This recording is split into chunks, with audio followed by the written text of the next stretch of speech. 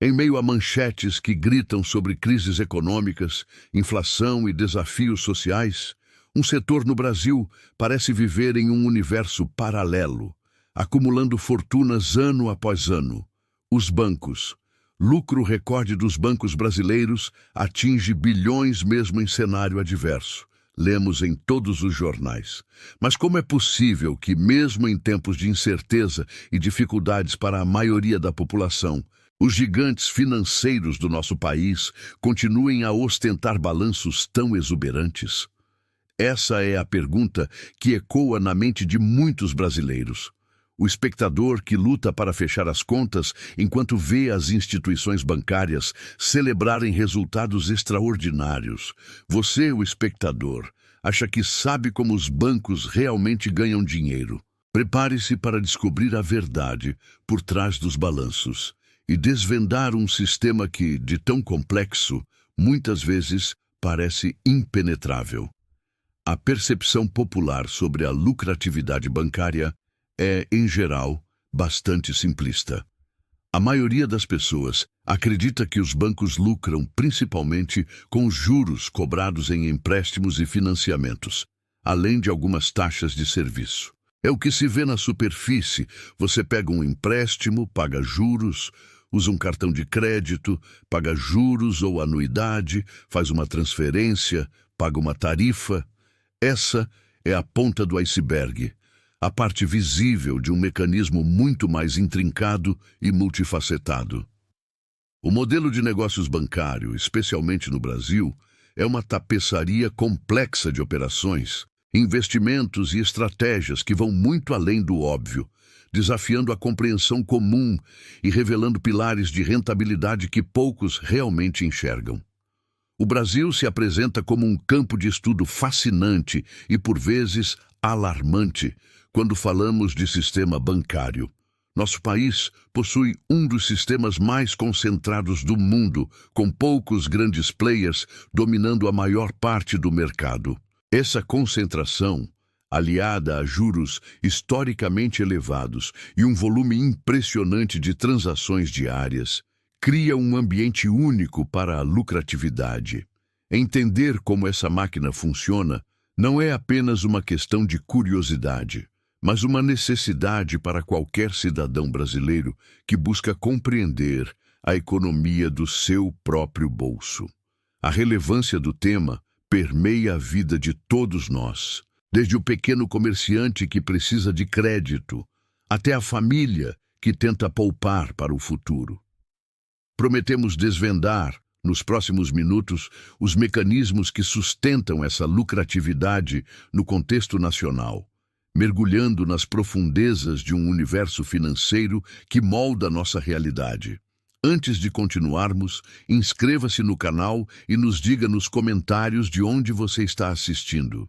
Para realmente entender como os bancos brasileiros transformam cada real em múltiplos, precisamos ir além das taxas óbvias e mergulhar nos pilares que sustentam essa rentabilidade colossal.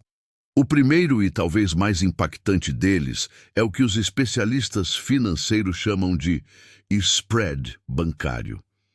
Imagine que um banco capta dinheiro de você, o espectador, através de uma poupança ou um CDB, pagando uma taxa de juros relativamente baixa.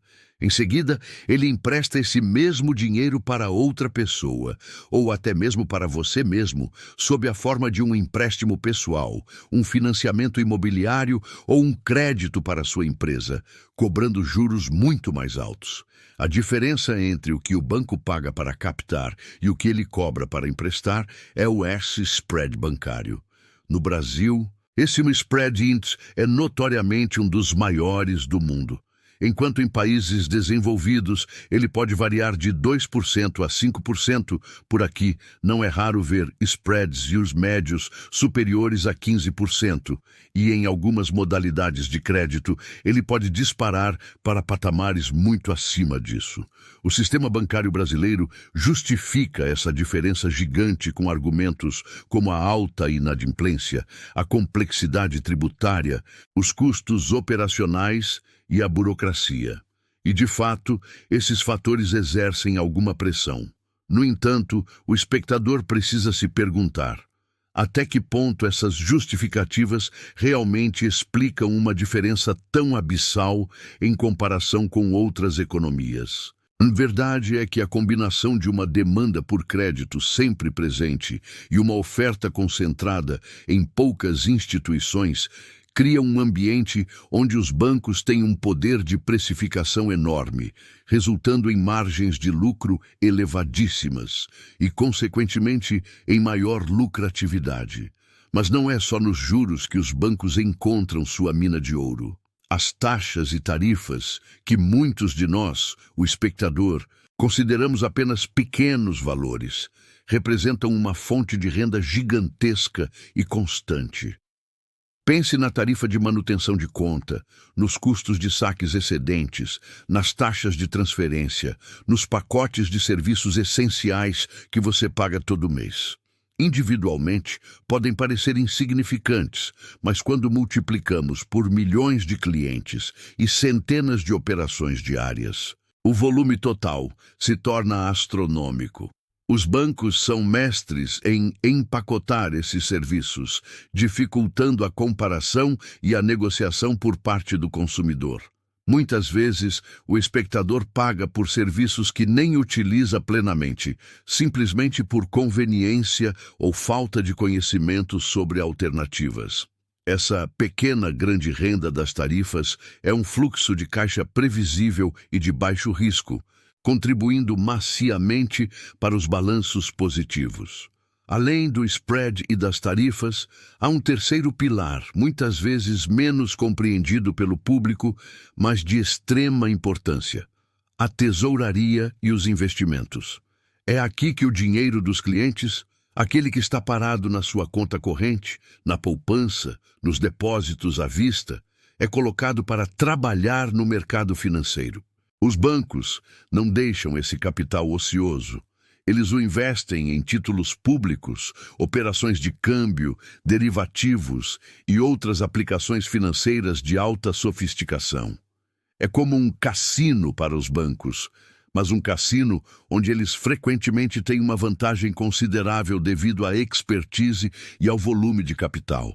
Essas operações de tesouraria são extremamente sensíveis às condições de mercado, especialmente à taxa Selic, definida pelo Banco Central. Quando a Selic está alta, por exemplo, os bancos podem comprar títulos públicos com rendimentos garantidos e sem risco, utilizando o dinheiro que captaram a taxas menores de seus clientes. Essa diferença entre o custo de captação e o rendimento dos títulos se traduz em lucros substanciais. Os especialistas financeiros acompanham de perto essas operações, pois elas podem gerar lucros extraordinários em cenários favoráveis ou perdas consideráveis em momentos de instabilidade. A capacidade de navegar e lucrar com essas flutuações do mercado é uma das grandes habilidades que contribuem para o sucesso do sistema bancário brasileiro, transformando o dinheiro parado do espectador em mais um motor de sua rentabilidade. Agora, adentramos a nova era bancária, um período marcado pela digitalização e pela ascensão de novos players. A tecnologia, que deveria democratizar o acesso e reduzir custos para o consumidor, tem sido uma faca de dois gumes para o sistema bancário brasileiro. Por um lado, a digitalização, através de aplicativos móveis, internet banking e automação de processos, permitiu aos bancos tradicionais otimizar drasticamente seus custos operacionais. Menos agências físicas, menos funcionários necessários para tarefas rotineiras e uma infraestrutura mais enxuta resultam em uma economia bilionária. Essa otimização de custos, no entanto, não tem se traduzido necessariamente em repasse de benefícios ao espectador. Pelo contrário, os lucros dos bancos continuam a crescer, evidenciando um paradoxo. Enquanto a experiência digital do cliente melhora, a máquina de fazer dinheiro dos bancos se torna ainda mais eficiente e lucrativa, sem que a economia gerada seja compartilhada de forma significativa. Essa eficiência, somada à estrutura de mercado, nos leva a outro ponto crucial: a concentração bancária e o poder de mercado. O Brasil é conhecido por ter um dos setores bancários mais concentrados do mundo. Poucos, mas gigantescos, bancos dominam a maior parte do mercado, controlando uma fatia esmagadora dos ativos, dos depósitos e das operações de crédito. Essa concentração significa menos concorrência. Quando há pouca concorrência, o poder de barganha do consumidor, ou seja, do espectador, diminui drasticamente. Os bancos têm menos incentivos para reduzir taxas, melhorar serviços ou inovar, pois sabem que a maioria dos clientes não tem muitas opções reais para onde ir. Os especialistas financeiros observam que essa estrutura permite aos grandes players ditar as regras do jogo, mantendo spreads elevados e tarifas lucrativas. A história recente do setor é repleta de fusões e aquisições, onde bancos menores foram incorporados pelos gigantes, consolidando ainda mais esse cenário de oligopólio. Mas o futuro não é estático. Uma nova era está despontando no horizonte, desafiando o modelo tradicional dos grandes bancos brasileiros. A ascensão das fintechs e dos bancos digitais. Essas novas empresas, nascidas na era digital, prometem desburocratizar o acesso a serviços financeiros, oferecer taxas mais justas e uma experiência mais ágil e transparente para o espectador. A pergunta que paira é: essa concorrência realmente impactará a lucratividade dos grandes bancos, ou eles se adaptarão e incorporarão essas inovações? A resposta para o espectador é complexa. De um lado, as fintechs e bancos digitais já estão forçando os bancos tradicionais a repensar suas estratégias, a modernizar seus serviços e, em alguns casos, a reduzir algumas tarifas para não perder clientes. Isso é um sinal positivo de que a concorrência pode sim trazer benefícios. No entanto, o sistema bancário brasileiro é robusto e possui um poder de adaptação e de capitalização imenso. Muitos grandes bancos estão criando suas próprias plataformas digitais, adquirindo fintechs promissoras ou investindo pesadamente em tecnologia para não ficarem para trás. A tendência pode ser uma hibridização, onde o poderio financeiro e a base de clientes dos bancos tradicionais se unem à agilidade e inovação das startups. Em última análise, a jornada para entender como os bancos brasileiros realmente lucram nos revela um sistema complexo, altamente concentrado e extremamente eficiente em transformar capital em mais capital. Desde os spreads bancários estratosféricos e as inúmeras taxas e tarifas, até as sofisticadas operações de tesouraria e a otimização de custos pela digitalização, cada pilar contribui para a fortificação de uma máquina financeira que, em muitos aspectos, parece operar em uma dimensão própria, distante da realidade econômica da maioria dos brasileiros. A reflexão final é para você, o espectador. Ser mais crítico e consciente sobre sua relação com os bancos não é apenas uma escolha, mas uma necessidade em um cenário tão assimétrico. Busque alternativas, compare serviços, entenda cada tarifa e, acima de tudo, invista em sua educação financeira. O conhecimento é a ferramenta mais poderosa para empoderar o consumidor, permitindo que você tome decisões mais informadas e, quem sabe, consiga navegar por esse universo financeiro de forma mais vantajosa para o seu próprio bolso. O futuro do relacionamento entre o cidadão e o banco dependerá, em grande parte, da sua capacidade de questionar, comparar e exigir mais transparência e justiça.